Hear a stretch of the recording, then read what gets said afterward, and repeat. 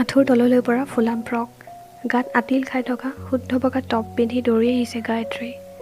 Drawing ৰুমত থিয় হৈছে ককায়েক, মুখত উজ্জ্বল হাঁহি। ককায়েকৰ ওচৰত থিয় হৈ চকু দুহাতেৰে ঢাকি ধৰিছে গায়ত্ৰীয়ে। অ' মা, ভয় লাগিছে।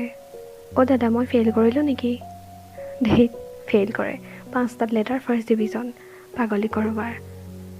গায়ত্ৰীক এহাতেৰে আঁকোৱালি লৈছে ককায়েকে। দুহাতেৰে মুখত হাত দি অবাক হৈ ককায়েকলৈ চাই আছে গায়ত্ৰীয়ে। তাৰপিছত কান্দিবলৈ আৰম্ভ কৰিছে। ইয়ে, মই কেনেকৈ ইমান ভাল ৰিজাল্ট কৰিলোঁ? মই দেখোন পঢ়াই নাছিলোঁ। মই 1000 নিশাৰ সাধুহে পঢ়ি আছিলোঁ। উজ্জ্বল মুখেৰে সোমাই আহি গায়ত্ৰীক মাক দেউতাকে আঁকোৱালি ধৰিছেহি। গায়ত্ৰীৰ মুখত ধীৰে ধীৰে বিয়পি পৰিছে এটা দেশ নেদেখ বিষাদৰ হাঁহি। যেন সৰু ঘৰটোৰ চাৰিওফালে কোনোবাই মুঠি মুঠি ছটিয়াই দিছিল ৰঙীন ফাকুগুৰি। 3জন উজ্জ্বল মানুহে আৱৰি ধৰিছিল সেই গায়ত্ৰীক। তাৰপিছত দেউতাক চাৰ্ট পিন্ধি মিঠাই আনিবলৈ আৰু ওচৰ চুবুৰীয়াক খবৰ দিবলৈ ওলাই গৈছে। এজন দুজনকৈ আহি ভৰি পৰিছেহি চুবুৰীৰ, চহৰৰ ওচৰে পাঁজৰে থকা সকলো শুভাকাংক্ষী আৰু আত্মীয়। চাইকেল আৰু বাইক লৈ আহি ওলাইছে ককায়েকৰ বন্ধুবোৰৰ 2-এজন। বেছিভাগ বন্ধুৱে এতিয়া চহৰত নাই, বেছিভাগেই বাহিৰলৈ পঢ়িবলৈ ওলাই গৈছে। ককায়েকো ডিব্ৰুগড়ৰ কলেজত বিজ্ঞান পঢ়ি আছে। ঘৰৰ পৰা মাত্ৰ 2 ঘণ্টাৰ বাট। মিমি আছিল তেতিয়া গায়ত্ৰী।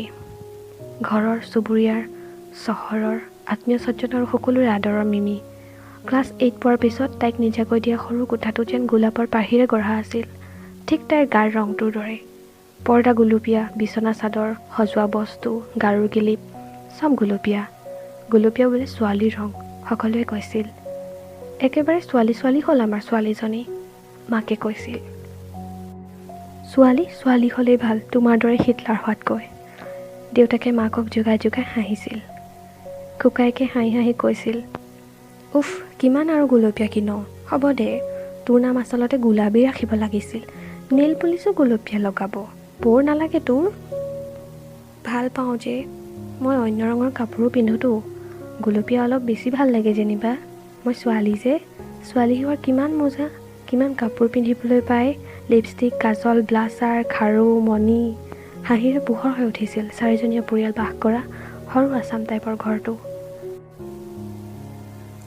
লেপটপৰ ওচৰৰ পৰা উঠি আহিল গায়ত্ৰী। বাহিৰলৈ ওলাই আহি বেলকনিৰ পৰা তললৈ আলিবাটলৈ চাই থাকিল। এটা কুকুৰ দৌৰি দৌৰি গুচি গ'ল। বহুত দামী যেন লগা দীঘলীয়া গাড়ী এখন গুচি গ'ল উচ্চগ্ৰামত গান বজাই বজাই। এজাক ফেক্টৰীৰ পৰা কাম কৰি শেষ কৰি ঘূৰি অহা মানুহ সিটো ফাললৈ যাব ধৰিছে।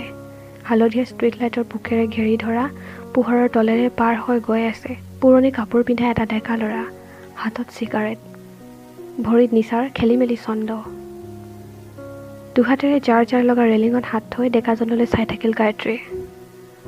আহ, এদিন এনেকৈ ঘৰলৈ সোমাই আহিছিল হাঁহিৰে উজ্বলি থকা পৰীক্ষাত ষ্টেণ্ড কৰা ককায়েকটো। গায়ত্ৰী তেতিয়াও মায়া হোৱা নাছিল। কিমান দিনৰ আগৰ কথা সেয়া, কিমান বছৰ আগৰ। এনে লাগে যেন সৌ সিদিনাৰ।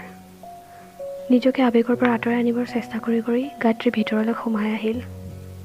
এইবাৰ চিনেমাখন বনাবই গায়ত্ৰীয়ে। এই মহাভাৰ কঢ়িওৱাটো অসম্ভৱ হৈ পৰিছে। আজৰি কৰি পেলাবৰ সময় হৈ গৈছে বিষাক্ত আৰু বিজলুৱা অতীতৰ চুবলৈ ঘিণ লগা টোপোলাটো। আজৰি কৰি পেলাবৰ সময় হৈ গৈছে ফচিল সৌন্দৰ্য সম্পৰ্কৰ সমস্ত যন্ত্ৰণা। শিখাই মূৰ তুলি চাইছিল, তাৰপিছত আকৌ পঢ়িবলৈ আৰম্ভ কৰিলে। কোনো কথা নপতাকৈ লেপটপৰ সন্মুখত বহিল গায়ত্ৰী। খুলি ল'লে স্ক্ৰিপ্ট থকা ফল্ডাৰটো। আকৌ সন্মুখত খোল খাই পৰিছে সপোন আৰু বাস্তৱৰ বিভ্ৰান্তিকৰ মিশ্ৰণেৰে গঢ়া আধৰুৱা পৃথিৱীখন।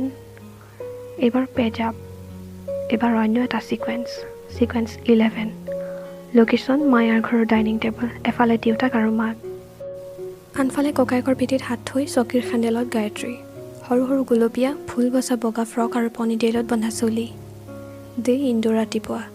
দেউতাক, কি পঢ়িবি আৰু ক'ত পঢ়িবি বুলি ভাবি থৈছ? গায়ত্ৰী, মই কি জানো, তোমালোকেহে জানা। পঢ়িবলৈ দেখোন মনেই নাই। কিমান যে বেয়া লাগে পঢ়ি। কোনে বাৰু এই পঢ়া শুনাৰ ছিষ্টেমটো উলিয়াইছিল? তাক এবাৰ লগ পোৱা হ'লে। ককায়েক, হ'ব, লগ পালে কি কৰিবি জনা আছে।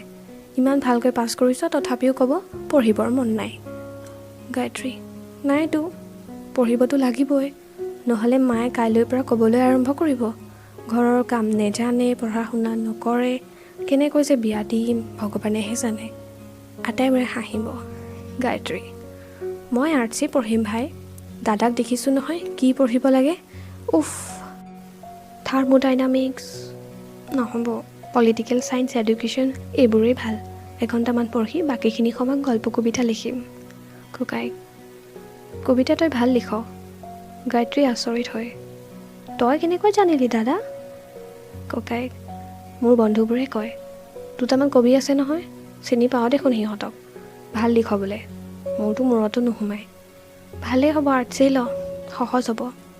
ডাক্তৰ ইঞ্জিনিয়াৰ হ'ব যে নোৱাৰ সেইটো খাটাং। আৰ্টছত সময় পাবি, কবিতা লিখিবি আৰু বাকীখিনি সময় নেইল পলিচ, লিপষ্টিক, কাপোৰৰ দম হাতত লৈ আইনাৰ আগত থিয় হৈ থাকিবি।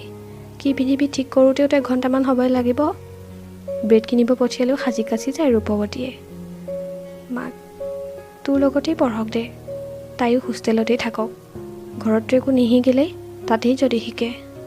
ককাইক, লগত গামোচা ৰুমাল বেছিকৈ দিবি, নহ'লে হোষ্টেলত বানপানী হোৱাৰ সম্ভাৱনা আছে। অ' মা দেউতা, শুনাচোন, মই এইবাৰ GSত উঠিম বুলি ভাবিছোঁ, সকলোৱে জোৰ দিছে।